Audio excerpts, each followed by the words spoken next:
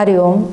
मी रोहिणी विरा पन्हाळे बोलते नेरावागज उपासना केंद्रातून. आमच्या नेरावागज उपासना केंद्र 2019 पासून सुरू झाले. तालुका बारामती, जिल्हा पुणे. मी माझे अनिरुद्ध बापूविषयीचे अनुभव सांगत आहे आज. प्रथमतः मी अंगणवाडीची सेविका आहे म्हणून मी अंगणवाडीच्या मीटिंगला गेले होते. मीटिंगवरून येताना मला बराच उशीर झाला. उशीर झाल्यानंतर मग माझ्या घरी गाय आहेत, त्या गायांना चारा आणायचा होता. मग मी माझ्या शेतात गेले चारा आणायला आणि अगदी उसाच्या 2 मोळ्या काढल्या. म्हणलं मुलाला फोन केला, म्हणलं ये मोळ्या न्यायला. तो मुलगा म्हणला मला, अगं मम्मी 2 मोळ्यांनी काय व्हायचं, आपण जास्त काढू. म्हणलं नको, गाडीवर आपल्याला जाता येणार नाही. मग त्याने अजून 4 मोळ्या उसाच्या काढल्या. अशा 6 मोळ्या झाल्या. मी गवत काढलं.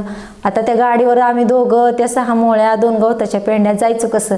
हा म्हणला नाही मम्मी जाता येईल, असं चल चल म्हटल्यावर मग म्हटलं बरं चला. मग नंतर मी गाडीवर ओझे ठेवल्यावर मला बसायला पण जागा नाही. अगदी गाडीचं छोटं इंडिकेटर असतं ना, त्या इंडिकेटरवर मी बसले.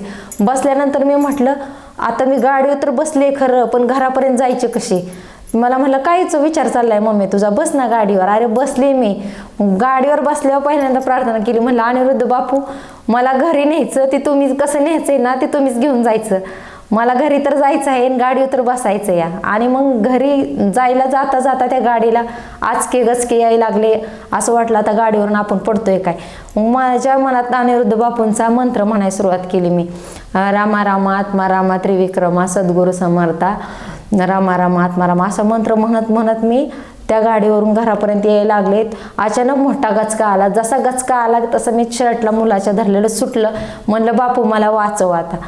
तेव्हा तसं म्हटल्याबरोबरच माझ्या सगळ्या अंगाला घाम फुटला. घरापर्यंत येस्तोवर मी मंत्र सुरू केला आणि बापूंनी माझी ती संकट टाळलं. त्यांच्यामुळं माझा तो प्रसंग टळला. म्हटलं मरण तर आलं होतं, पण मरण आल्यानंतर जर आपण पडलो तर लुळखुळं करू नको बापू. मला माझ्या मुलांची सेवा कोण करायचं, माझी सेवा कोण करायचं. आणि दुसरा अनुभव माझा असंच नंदेच्या घरी आम्ही बारशाला चाललो होतो. नंदूबाईने फोन केला, अजून आला का नाही आला का नाही. म्हटलं हा यायचं आहे की. तरी 4-5 वेळा फोन झाले. म्हटलं अहो आमच्या गायची धार काढायची, धार काढल्यानंतर येतो. मग असं उशीर झाला, 8 वाजले. म्हटलं वहिनी अजून पण तुम्ही याय नाही, किती वेळ झालं.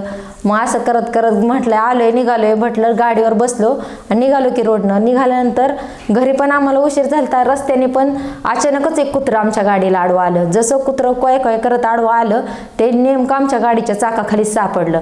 सापडल्यानंतर त्या जाताना मी माझ्याबरोबर बापूंचं लॉकेट नेलतं, अनिरुद्ध बापूंचं लॉकेट, आणि जाताना उदी लावून गेलते. मुलगा म्हणलं काय झालं मम्मी, काय म्हणती, बापू आम्हाला वाचवा. म्हटलं अरे एखाद्याच्या गाडीला कुत्रं जर गेलं ते माणसाचा ॲक्सिडेंट होऊन काहीतरी मोडतं हातपाय. आज ह्या बापूंमुळे आपण दोघं सुखरूप बारशाला पोचलो या.